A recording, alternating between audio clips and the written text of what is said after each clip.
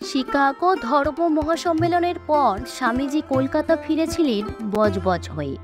অনাদরে পড়ে থাকা স্বামীজির স্মৃতিবাহক সেই রেল স্টেশন পেরিয়ে একটু এগিয়ে ডান দিকে মোড় ঘুরলেই কোমাগাতা মারু স্মৃতিস্তম্ভ ও স্মারক মিউজিয়াম। 1919-এর জালিয়ানওয়ালাবাগ হত্যাকাণ্ডের 5 বছর আগে এই বাংলাতেই ব্রিটিশ পুলিশ ঘটিয়েছিল তেমনই এক হত্যাকাণ্ড। অনেকের জানা আবার বহু মানুষেরই অজানা সেই ঘটনা। সেই নির্মম ঘটনার সঙ্গে কলকাতা লাগোয়া বজবজের কেন যোগ রয়েছে সেই গল্পই আজ করব। সঙ্গে দেখাবো ইতিহাসের সাক্ষী সেই সমস্ত জায়গা। আর একটা সকালে রয়েছি আমি শিয়ালদা স্টেশনে। শিয়ালদা স্টেশন থেকে আজকে জার্নিটা শুরু হচ্ছে। আজকে আমি যাচ্ছি ইতিহাসের সাক্ষী বজবজ। বজবজের বেশ কয়েকটা ঐতিহাসিক ঘটনা ঘটেছিল। আর বজবজে বেশ একটা ফেমাস কালী মন্দির রয়েছে, খুকি কালী। এই সমস্ত কিছু আজকে আমি দেখবো এবং তোমাদেরকে দেখাবো। চলো ভিডিওটা এখান থেকেই শুরু করছি। আর তোমরা যারা আমাকে চেনো না, আমি হলাম সুস্মিতা। কেমন আছো সবাই? আশা করি ভালো আছো। আরও একটা নতুন ভিডিওতে তোমাদের সবাইকে স্বাগত জানাচ্ছি। আমার চ্যানেলটা অবশ্যই সাবস্ক্রাইব করে নিয়ে রাখো। এরকম ধরনের ভিডিও কিন্তু আমার চ্যানেলে আসতেই থাকে। তো চলো ভিডিওটা শুরু করছি। সকাল 7টা 2 আর আমি এখন ট্রেনের টিকিট কাটবো বজবজে। তো চলো আগে টিকিটটা কেটে নিই। আমি বেশিরভাগ যাই নর্থ সেকশন দিয়ে, তবে আজকে সাউথ সেকশানে রয়েছি আমি। আর আমাদের বজবজ লোকাল দিয়েছে 7টা 20। আজকে যাত্রাপথ হচ্ছে 25 কিমি। আজকে আমার ট্রেন দিয়েছে 20 নম্বর প্ল্যাটফর্মে। তো চলো ট্রেনে উঠে কথা হচ্ছে। চলে এলাম শিয়ালদা সাউথ সেকশানে আর এবার যাব 20 নম্বর প্ল্যাটফর্মের দিকে। আর এবার তোমাদেরকে বলি, আজকের আমাদের ট্রেনের টিকিট পড়েছে পার পার্সন 10 টাকা। এবার যাব হচ্ছে 20 নম্বর প্ল্যাটফর্মে। এই দেখো সাউথ সেকশনটা কিন্তু এরকম। এই হচ্ছে 20 নম্বর প্ল্যাটফর্ম আর আমাদের ট্রেন কিন্তু এখানে দিয়ে দিয়েছে।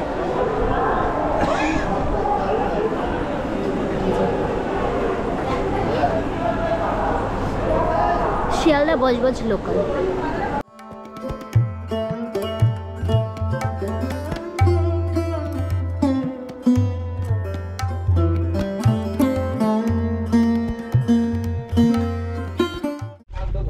চলে এসেছি মন্দিরের একদম কাছে। এখান থেকে দেখো তোমরা জিনিসপত্র কিনতে পারবে।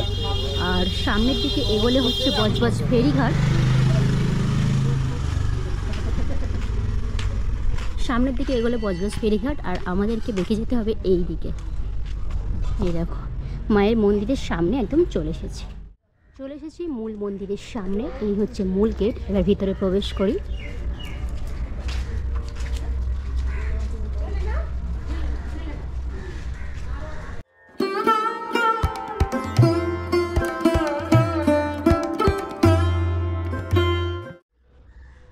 মন্দিরের পাশেই রয়েছে একটা দেখো বিশাল বড় অশ্বত্থ গাছ। আর এই অশ্বত্থ গাছের নিচে রয়েছে একটা শিবলিঙ্গ। এখানে কিন্তু সবাই ধূপ মোমবাতি জ্বালিয়ে রেখেছে। আর ওই সাইডেও একটা শিব মন্দির রয়েছে। বেশ পরপর কিন্তু এখানে শিব মন্দিরগুলো রয়েছে। এখানেও একটা শিবলিঙ্গ রয়েছে।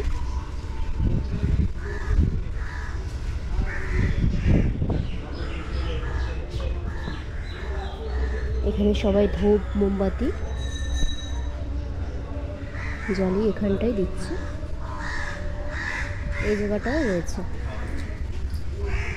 আর ভিতরে আমি এবার যে শিব মন্দিরটা রয়েছে অনেকটাই বড়, সেটাতে প্রবেশ করি। এখানে রয়েছে নন্দীজি আর এই হচ্ছে শিব মন্দির, শিবলিঙ্গ।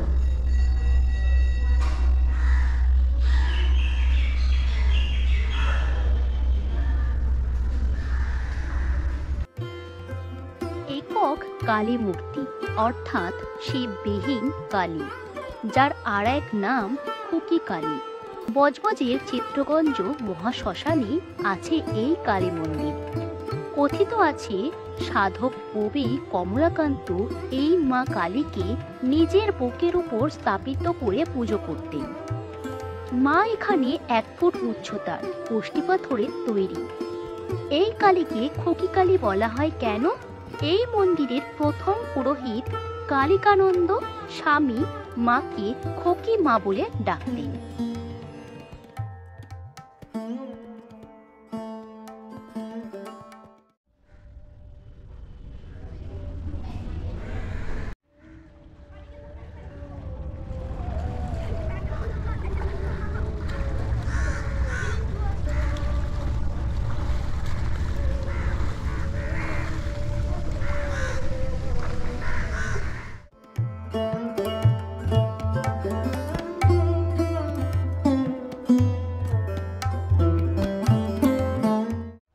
স্টেশন থেকে আমি হেঁটে আসলাম, এখানে 10 মিনিট মতো লাগলো। আর হেঁটে আসার পরই এই যে গঙ্গার পাড়ে একটা ছাওয়ার যে শান্তিটা রয়েছে না, সেটা মনে হয় কোথাও আর নেই।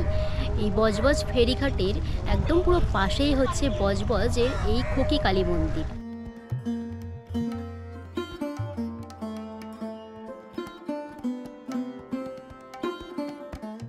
মূল মন্দিরের একদম সামনেই রয়েছে একটা দুর্গা দালান। এখানে আমি দেখতে পাচ্ছি বাসন্তী পুজো হয়েছিল, তেমনটা কিন্তু প্যান্ডেল করা রয়েছে। একটু ভিতরটা প্রবেশ করে তোমাদেরকে দেখাবো। এই দেখো, এখনও যে ঠাকুরের যে বেদিটা সেটা কিন্তু রয়েছে। আর যখন এটা যেহেতু প্যান্ডেল করা রয়েছে, প্যান্ডেলটা ছাড়াও কিন্তু আমি কিছু বেশ কয়েকটা ফটো পিকচার রয়েছে। দেবী খোকি কালীও কিন্তু এখানে রয়েছে। এবার তোমাদেরকে দর্শন করাবো মূল মন্দিরে দেবীকে।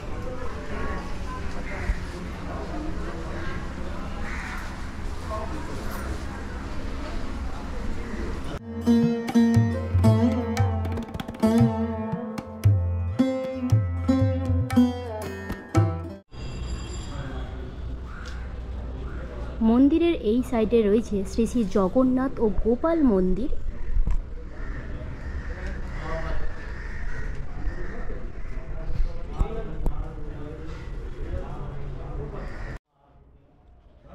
এরপরে রয়েছে মনসা মন্দির।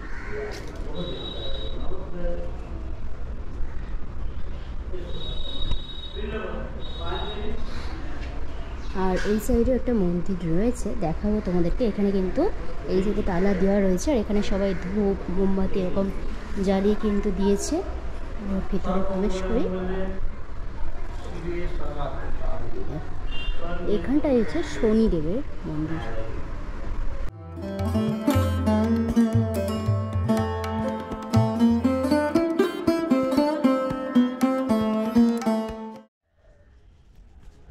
মূল মন্দিরের একদম এই সাইডে যদি চলে আসি, এখানে দেখো রয়েছে হনুমানজির মন্দির।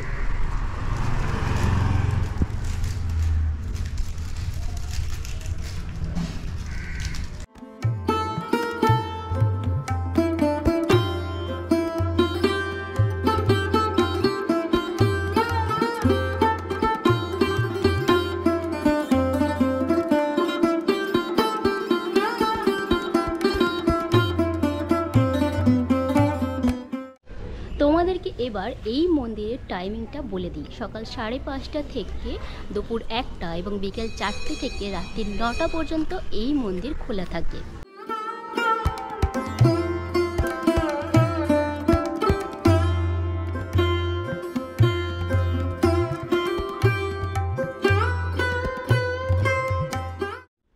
এখানে দেখো একটা জলের ব্যবস্থা রয়েছে, আর এখানে একটা তুলসী মঞ্চ রয়েছে।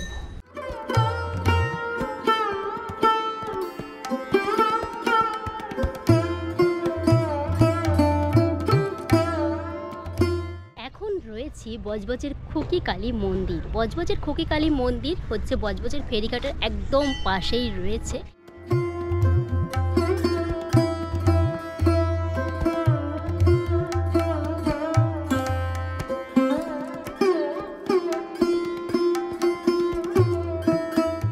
রয়েছি বজবজের ফেরিঘাটে। এখানে যেহেতু স্বামী বিবেকানন্দের একটা ইতিহাস রয়েছে, সেই জন্য দেখো এখানে একটা স্ট্যাচুও করা রয়েছে। ওই দিকে একটা স্ট্যাচু করা রয়েছে, তোমাদেরকে দেখাবো।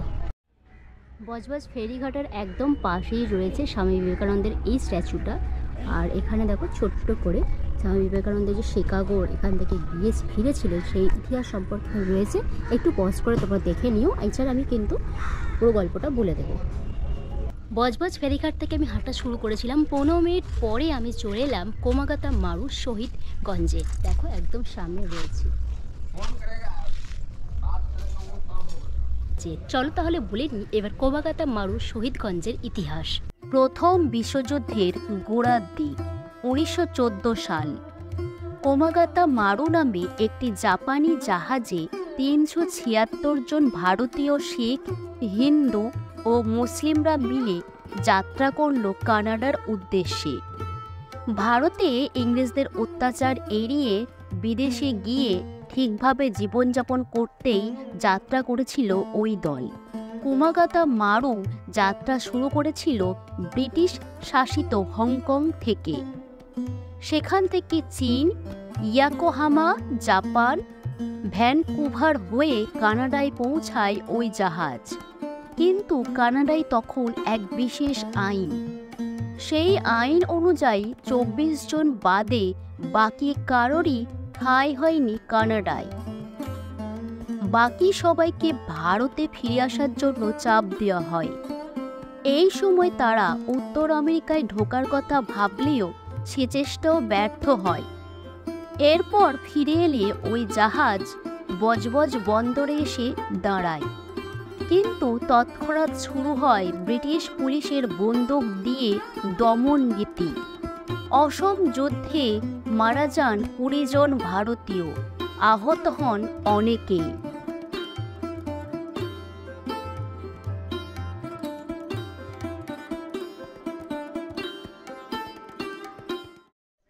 এখন রয়েছি বজবজে সেই পুরানো রেল স্টেশন, যে স্টেশন দিয়ে স্বামী বিবেকানন্দ যাত্রা করেছিল।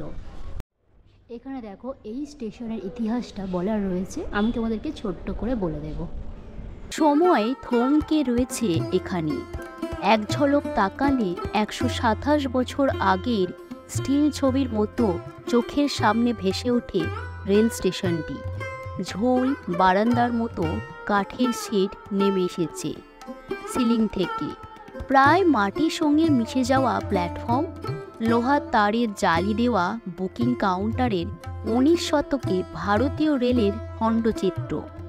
এই স্টেশনের সঙ্গে জড়িয়ে রয়েছে স্বামী বিবেকানন্দ।